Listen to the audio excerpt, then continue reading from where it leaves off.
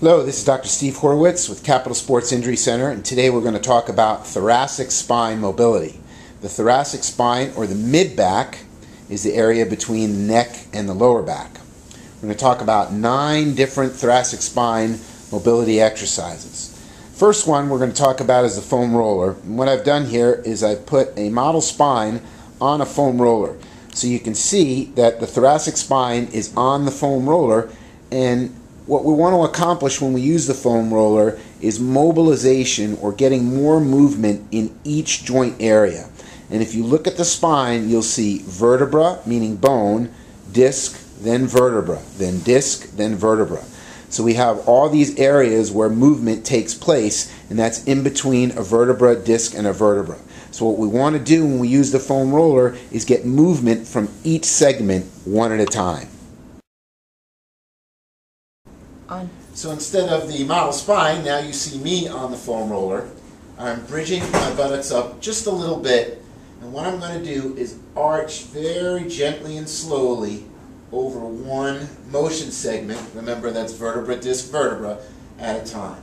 I'm going to take a breath in on the way up, out on the way down. I'm just going to go gently 3 or 4 or 5 times each area. Very slowly. Again, I'm going to be breathing while I do this exercise. I'm going to work my way all the way down the middle back. On some videos you see people doing this type of thing. That's too vigorous. You can hurt yourself. Just nice and easy. Then when you're done, you can slowly roll back and forth across the spine, and then work your way down by walking your feet out and moving back and forth.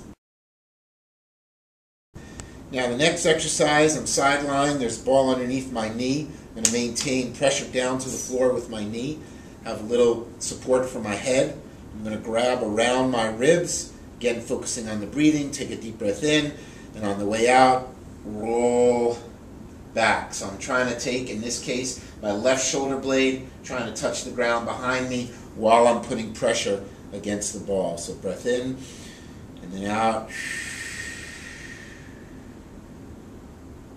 And you can hold the stretch the length of your exhalation.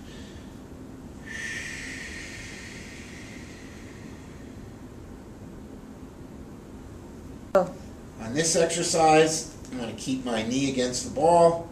In this case, I'm going to keep my right arm lifting up to the ceiling, knee pressure on the ball. I'm going to rotate my other arm down to the floor, come back up, down, to the floor, come back up, breathing out, down to the floor while I'm reaching this arm up.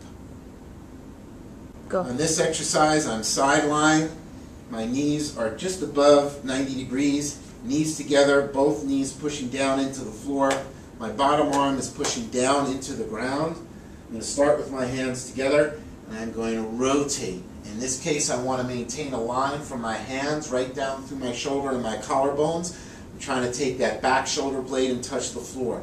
As I'm reaching back to the floor, my knees are pushing together, and this top hip is pushing forward.